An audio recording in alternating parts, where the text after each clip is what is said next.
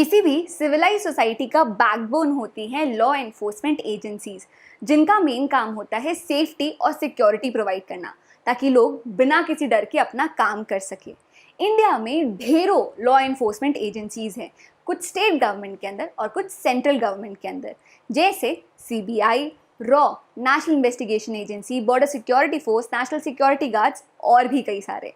और इन्हीं का पार्ट होती हैं स्पेशल इन्वेस्टिगेशन एजेंसीज। इन्वेस्टिगेशन, इसका क्या मतलब होता है? स्टेप बाय स्टेप इंक्वायरी करना, फैक्ट फाइंड करके उसे रिपोर्ट करना। सुशांत सिंह राजपूत की डेथ की जांच तीन सेंट्रल लेवल एजेंसीज कर रही हैं। सुप्रीम कोर्ट ने इस पूरी इन्वेस्टिगेशन की रिस्पॉन्सिबिलिटी दी है सीबीआई को। व्हाट्सएप चैट्स के थ्रू जब ड्रग अब्यूज़ की बात सामने आने लगी तो एंट्री हुई एनसीबी की, और आगे जाकर जब पैसों की घोटाले की बात सामने आई तो एंट्री हुई ईडी की। आज की इस वीडियो में हम इन तीन सेंट्रल लेवल एजेंसीज के बारे में जानेंगे। चलिए शुरू करते हैं। तो इंडिया की ड्रग लॉ एनफोर्समेंट और इंटेलिजेंस एजेंसी का नाम है नारकोटिक्स कंट्रोल ब्यूरो, एनसीबी, जिसे बनाया गया था 1986 में। इसका हेडक्वार्टर है दिल्ली में और ये अफिलिएटेड है मिनिस्ट्री ऑफ होम अफेयर्स के साथ। करंटली एनसीबी के चीफ हैं मिस्टर राकेश अस्थाना, और एनसीबी को बनाया गया था NDPS act, narcotics drugs and psychotropic substances act के ऑब्जेक्टिव को फुलफिल करने के लिए। वैसे इस एक्ट के ऑब्जेक्टिव आपको कॉन्स्टिट्यूशन के आर्टिकल 47 में भी मिलेंगे, जो इलीगल ड्रग्स और ड्रिंक्स को प्रोहिबिट करने की ड्यूटी स्टेट को देता है। अब अगर एम्स की 2019 की रिपोर्ट की बात करें तो वो ये कहती है कि इंडिया में 5 करोड़ से ज़्यादा ऐसे लोग हैं जिन्होंने कैनबिस या ओपियोइड्स कंज्यूम किया है। और अगर स्टेट्स की बात करें तो पंजाब, आसाम, सिक्किम, दिल्ली, यूपी, ये कुछ ऐसे स्टेट्स हैं जो ड्रग अब्यूज़ की रैंकिंग को टॉप करते हैं। इन स्टेट्स में आपको कुछ कॉमन दिख रहा है? International boundaries. लोगों का ये कहना है कि अगर इंडिया को इलीगल ड्रग ट्रैफिकिंग की लड़ाई जीतनी है तो उसे सबसे पहले अपने इंटरनेशनल बाउंड्रीज को सिक्योर करने की ज़रूरत है, इस सप्लाई चेन को काटने की ज़रूरत है, जिससे बहुत सारी प्रॉब्लम सॉल्व होगी। क्योंकि मेरे चैनल में यंग ऑडियंस, कॉलेज स्टूडेंट ज़्यादा है, तो एक और बात मुझे आपसे शेयर करनी थी, वो ये कि करंटली गवर्नमेंट के बहुत सारे इनिशिएटिव्स हैं ड्रग अब्यूज़ के अगेंस्ट, और वो सारे इनिशिएटिव्स दो चीज़ों की बात करते हैं। पहला है एजुकेशन। इंडिया में सेक्स एजुकेशन की तरह ड्रग अवेयरनेस भी एक टैबू टॉपिक है। स्कूल्स की तो छोड़िए, कॉलेजेस में भी ड्रग अवेयरनेस को लेके कोई चीज़ नहीं की जा रही है। वहीं अगर रिपोर्ट्स की माने तो ड्रग अब्यूज़ की मेजर शिकार बनती है यंगर जनरेशन, स्टूडेंट्स या रीसेंट ग्रेजुएट्स, क्योंकि इन्हें स्ट्रेस बहुत ज़्यादा होता है। दूसरी चीज़ है काउंसलिंग। अब काउंसलिंग में कॉमन सेंस की बहुत रिक्वायरमेंट होती है, तो ये थोड़ा डिफिकल्ट टॉपिक है। अब इंडिया एज अ सोसाइटी की अगर आप इमोशनल इंटेलिजेंस या ह्यूमैनिटी एस्पेक्ट की बात करें तो रिसेंटली हमने ये देखा है कि जैसे ही बच्चों के रिजल्ट आते हैं आप तुरंत कॉल करके उनसे रिजल्ट नहीं पूछते, क्योंकि आपको समझ में आने लगा कि एक शेमिंग का पार्ट है, ये नहीं करना चाहिए, इससे स्ट्रेस बढ़ता है। तो अगर आपको सोसाइटी से छोटी या बड़ी कोई भी प्रॉब्लम सॉल्व करनी है तो अवेयरनेस के साथ साथ एक्सेप्टेबिलिटी की भी ज़रूरत है।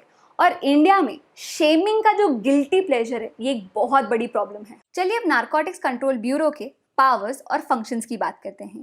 तो NCB, central economic intelligence bureau, custom and central excise, CBI, state police department और डिफरेंट इंटेलिजेंस और लॉ एनफोर्समेंट एजेंसीज के साथ काम करता है। अब अगर इंटरनेशनल ऑब्लिगेशन की बात करें तो इलिसिट ट्रैफिकिंग के अगेंस्ट बहुत सारे यूएन कन्वेंशंस की इंडिया सिग्नेटरी है, जैसे 1961 की UN convention on narcotic drugs, 1971 की UN convention on psychotropic substances, वैसे ही 1988 और 2000 की भी यूएन कन्वेंशंस की इंडिया सिग्नेटरी है।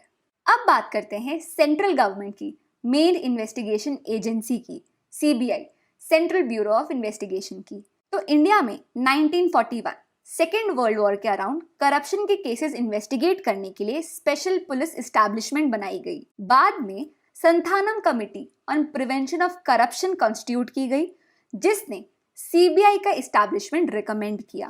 पहले CBI ministry of home affairs के अंदर था, पर अब वो ministry of personal and training के अंदर है। चलिए सीबीआई के स्ट्रक्चर को समझते हैं। तो जैसे कि मैंने कहा कि CBI department of personal and training के अंदर आता है, जो आता है प्राइम मिनिस्टर्स ऑफिस के अंदर। पर जब भी CBI prevention of corruption act के किसी मैटर को डील करता है तो वो department of personal and training के नहीं, पर सेंट्रल विजिलेंस कमीशन के अंदर आता है। अब सीबीआई में भी 3 मेन डिविजन्स हैं, एक इकोनॉमिक ऑफेंसेस का, दूसरा एंटी करप्शन का और तीसरा स्पेशल क्राइम डिवीजन का। सीबीआई सीरियस नेचर के क्राइम्स को इन्वेस्टिगेट करता है जिनका नेशनल या इंटरनेशनल इंपॉर्टेंस हो।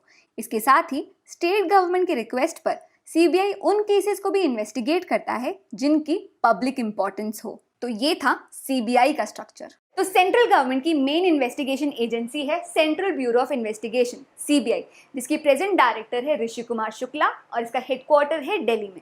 वैसे मिस्टर डीपी कोहली को सीबीआई का फाउंडर कहा जाता है, जिन्होंने 1963 से 68 में सीबीआई के ऑफिस को एज अ डायरेक्टर सर्व किया है। सीबीआई से रिलेटेड दो और चीजें जान लेते हैं।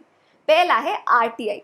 तो 2012 में सीबीआई को आरटीआई के अंदर, राइट टू इंफॉर्मेशन के अंदर कवर किया गया था, but as of now CBI is exempted from RTI. CBI right to information के अंदर कवर नहीं होती। दूसरा है इंटरपोल, जो वर्ल्ड वाइड क्राइम कंट्रोल के लिए रिस्पॉन्सिबल है। उनके लिए इंडिया में टच पॉइंट है सीबीआई, जो as national control bureau act करता है। तो इंटरपोल के लिए इंडिया में टच पॉइंट है सीबीआई, जो एक्ट करता है एज नेशनल सेंट्रल ब्यूरो।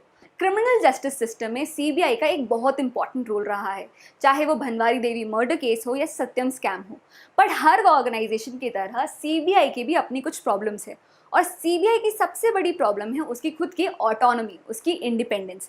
चलिए बात करते हैं 1997 के एक सुप्रीम कोर्ट जजमेंट की, Vinita Narayan versus union of India की, जिसमें सुप्रीम कोर्ट ने सीबीआई की इंडिपेंडेंस, उसकी ऑटोनॉमी पर क्वेश्चन उठाया था। ये केस रिलेट करता है हवाला स्कैम से, जिसमें बहुत सारे हाई रैंकिंग ऑफिशियल और ब्यूरोक्रेट्स का नाम करप्शन और ब्राइबरी के मामले में सामने आया। इस केस में ये सामने आया कि गवर्नमेंट के एक्सट्रीमली इन्फ्लुएंशियल लोगों के अगेंस्ट कोई इन्वेस्टिगेशन नहीं किया गया है और ये केस फाइल किया गया, जिसमें सुप्रीम कोर्ट ने माना कि CBI has failed in its responsibility to investigate allegations of public corruption, और सीबीआई की ऑटोनॉमी इंश्योर करने के लिए गाइडलाइंस दिए और सीबीआई को सेंट्रल विजिलेंस कमीशन सीवीसी के सुपरविजन में डाला। अगर रीसेंट टाइम्स की बात करें तो former director Alok Verma, Ranjit Sinha, AP Singh, इन सब का नाम अब्यूज ऑफ अथॉरिटी या फिर करप्शन के चार्जेस में सामने आता रहा है। कोलगेट स्कैम के केस में सुप्रीम कोर्ट ने सीबीआई पे कमेंट करते हुए ये कहा कि जो भी गवर्नमेंट पावर में होती है, सीबीआई उनके हाथ की कठपुतली बन जाती है, क्योंकि सीबीआई पर गवर्नमेंट का इतना ज़्यादा कंट्रोल रहता है। सीबीआई की इंडिपेंडेंस पर कमेंट करते हुए सुप्रीम कोर्ट ने यह भी कहा कि CBI has become states parrot. अब सीबीआई की अपॉइंटमेंट कमेटी को भी देख लेते हैं, जिसमें होते हैं 3 लोग। पहले हैं प्राइम मिनिस्टर, जो इस कमेटी के चेयरपर्सन होते हैं। दूसरे हैं leader of opposition of Lok Sabha या फिर leader of single largest party of Lok Sabha. और तीसरे होते हैं चीफ जस्टिस ऑफ इंडिया या फिर सुप्रीम कोर्ट के कोई ऐसे जज जिनको चीफ जस्टिस ने ही रिकमेंड किया हो। तो ये है सीबीआई की अपॉइंटमेंट कमेटी। तीसरी एजेंसी है एनफोर्समेंट डायरेक्टरेट, ईडी, जो इंडिया की इकोनॉमिक इंटेलिजेंस एजेंसी है, जिसका मेन काम है इंडिया के इकोनॉमिक क्राइम्स को इन्वेस्टिगेट करना।